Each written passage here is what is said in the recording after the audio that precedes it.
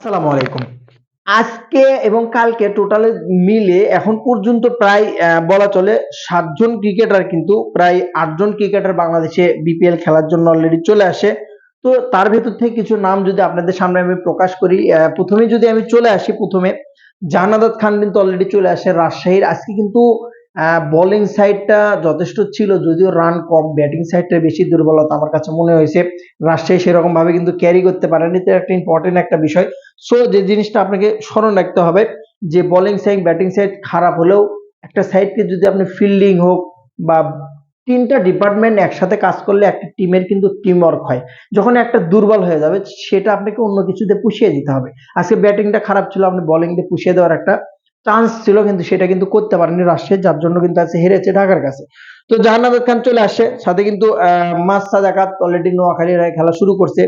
দুইজন সাদাকাত মোস্ট, নোয়াখালী একটা ম্যাচ হারলেও আমি কিন্তু আবারও বলছি এই যে বেস্ট কোয়ালিটিফুল ভালো কোয়ালিটির টিমই কিন্তু নোয়াখালী সাজাইছে। আমাকে আপনি ট্রল করেন আর যেটাই করেন, একটা ম্যাচে মানুষকে বিচার করা যাবে না, আরো কিছু ম্যাচ নোয়াখালীর দেখেন, তার পরবর্তীতে কিন্তু বিচার করা যাবে। মাজ সাদাকাত যে এমন একজন ক্রিকেটার যে প্রথমে বল এবং ওপেনিং এ ব্যাটিং, হাবিবুর রহমান সোহান যে কোনো সময় কিন্তু কামব্যাক করে দেবে ম্যাচটা, বলার অপেক্ষা রাখে না। সো একটা ম্যাচ দেখে বিচার করা যাবে না।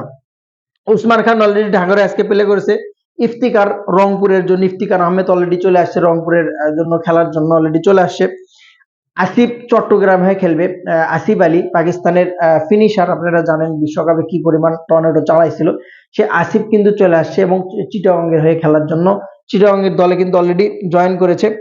অপরপক্ষে খাজা নাফি কিন্তু রংপুর রাইডার্সে অলরেডি কিন্তু বাংলাদেশে অর্থাৎ সিলেটে ল্যান্ড করেছে, চলে আসছে, অর্থাৎ রংপুরের স্কোয়াডে কিন্তু জয়েন করবে খাজা নাফি। এই হলো এখন পর্যন্ত ৬ জন ক্রিকেটার, ৬ জন টোটালি ক্রিকেটার কিন্তু জয়েন করেছে। অপরপক্ষে আরো যদি আমি বলে নেই যে আপনি যদি দেখেন অ্যালেক্স হেলসের কথা যদি বলি যে আইএল টি-20 জিতেছে, টি-20 আজকে কিন্তু শুরু হয়েছে।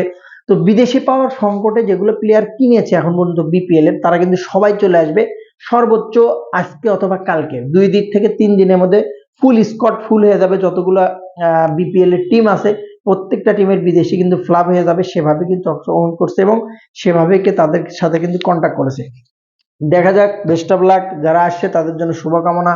সিলেটের মাটিতে বিপিএল হয়তো বা ঢাকাতে এবারে বিপিএল হবে না যতটুকু বোঝা যাচ্ছে। ভালো থাকুন, আসসালামু আলাইকুম।